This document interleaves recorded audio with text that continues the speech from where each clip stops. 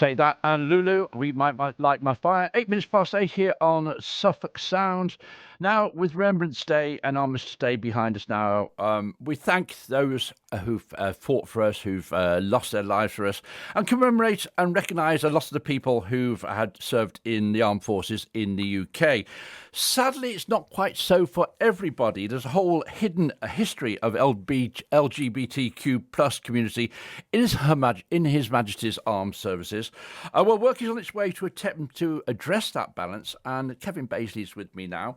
Kevin, you're a veteran. Tell me first of all a bit about your story. Morning, Rob. Yes, certainly.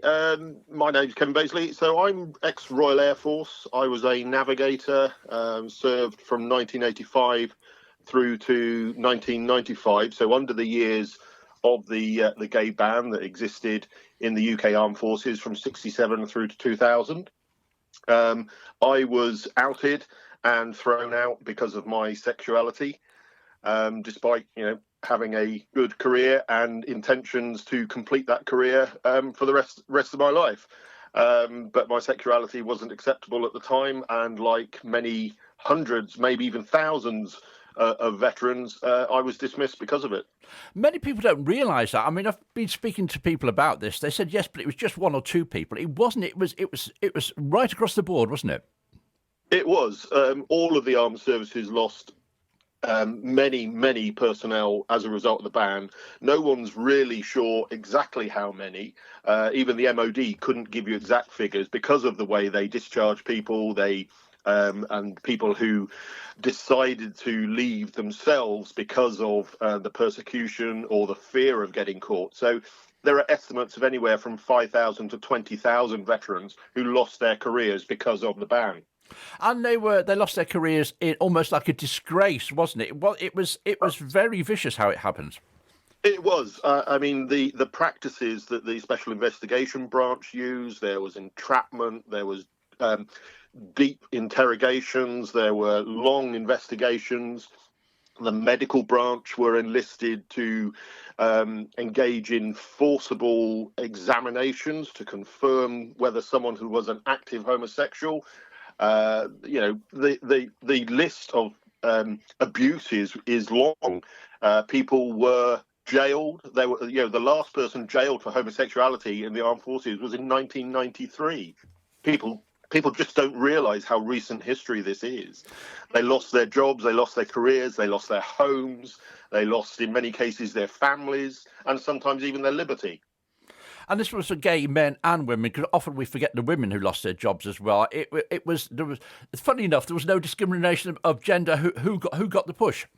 Oh no, they didn't care what your gender was. If you were of the LGBT community, although they didn't really call it that then, you were out. They did not want you.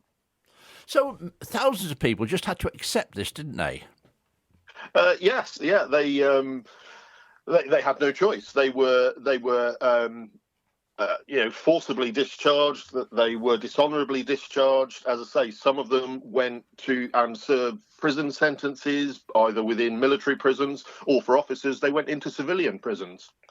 And quite a few people took their own lives as well. We mustn't forget that as well, because they were absolutely disgraced. The reasons were exaggerated. Well, I'm not going to go too much into it, but it was a complete shame, wasn't it, what happened? So how did things start to change then? Because people can't just sit back and accept what happened, or can they? No, so there was a legal challenge against the gay ban, went through the UK courts, that was eventually found its way to the European Court of Human Rights in September of 1999. That was successful, and because of that, the government changed the law so that on the 12th of January 2000, the gay ban was lifted and openly LGBT personnel could serve in the UK Armed Forces from that point on. Now, I mean, like any of those changes, it wasn't an overnight change. And things were tough for the first few years, and not everybody chose to come out wanting to see how things progressed. But actually, the armed forces these days have progressed a long way, and they're now recognised as some of the best employers in the UK for LGBT personnel. That's great. That's today. What about the veterans, though? Those people like you who had to go through the horror? So in 1999, a book was written by Craig Jones called Fighting with Pride, and a number of other people, Caroline Page, Rowley Woods. And that book detailed some of the stories of some of the veterans who served both during the ban, after the ban, and the impacts that it had on them.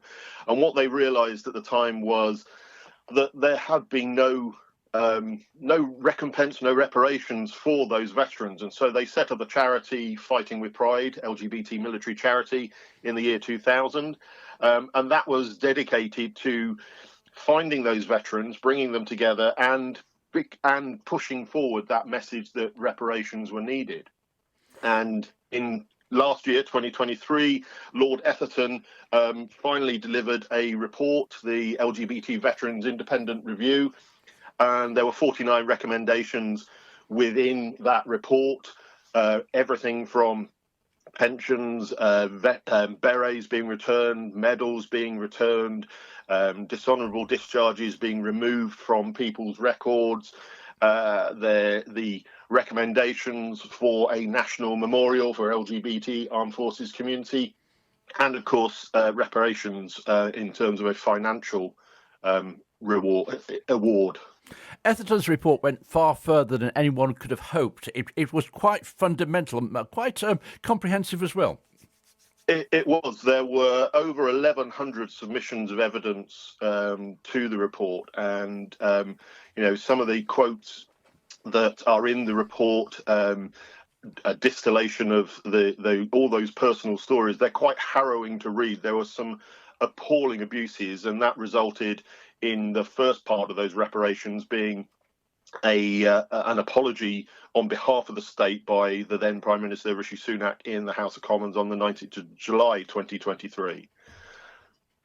So let's bring it bang up to date. I mean, we've had Armistice Day, Remembrance Day. You were at the National Memorial Arboretum on Armistice Day. Tell me how that felt for you and what a difference it was. What had changed this year? Well, this year I got to wear my beret for the first time, which sounds a bit feeble, really, in some respects. But for veterans, wearing that beret as part of your remembrance services is something that's very important, and something that was specifically banned for me until recently, when the restorative actions were taking place, and I went to RAF Cranwell and received an apology from the Chief of the Air Staff, from the Prime Minister. Lord Etherton himself was there.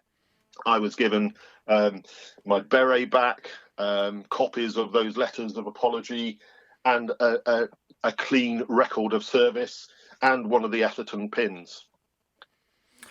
And now, looking forward now, what does that mean to you now? Is everything restored? There's still a long way to go, and you're looking to have a special memorial, aren't you, at the Arboretum? Yeah, so I'm part of the memorial project for the LGBT armed forces community, and we're very clear to call it that because although the recommendations came out of the LGBT Veterans Independent Review, it was clear from Lord Etherton's recommendation that there was to be a national memorial for the LGBT armed forces community. So yes, for the veterans, for all of those who were wronged by the state, but also looking at current serving personnel, current reservists, cadet forces, their families, and looking to the future and making sure that there was a focal point for that LGBT armed forces community. So I've been involved in that project since summer. We've gone through a consultation phase, reaching out to all members of that community, asking them for their inputs, what they want to see in a design. We generated a design brief from all of that input, and that is currently out for artists to create their submissions. And today is indeed that final day of that competition for artists to submit their design ideas for that memorial. And that memorial is going to be placed at the National Memorial Arboretum in Staffordshire, and is being funded by the government. They granted us £350,000 at the beginning of this year to pay for the memorial. It sounds like almost a happy ending, but again, we always say we shouldn't forget that some of these things we shouldn't forget either, should we? What went on, and remember the lessons we learned. I noticed from the pictures I've seen here now on your Facebook page, you had a bit of a natter with the Duchess of Edinburgh. What was she like to talk to then? Because she's one of the prominent members of the royal family now, isn't she? She is. She was lovely. She was very engaged. It was very nice to have 4 or 5 minutes talking with her about fighting with pride, about the continuing fight to have those financial reparations completed. The debate is still to happen in the House of Commons, especially around the overall figure that is to be approved. The 50 million cap that was suggested in the recommendations from Lord Etherton, is nowhere near sufficient for all of the numbers involved. But she was very engaged. She was very interested in the project and what we were trying to achieve, and a very gracious lady to speak to. All right, great to speak to you. I'll put all the details on our Facebook pages. People go and have a look there. Have a great day, Kevin. Thanks for chatting to us. Thanks, Rob. Bye-bye. Kevin Basey there. If you want to find out more, as I say, all the details are on our Facebook pages now about that proposed memorial at the Arboretum in Staffordshire. I didn't realise how much persecution went on in the armed services there.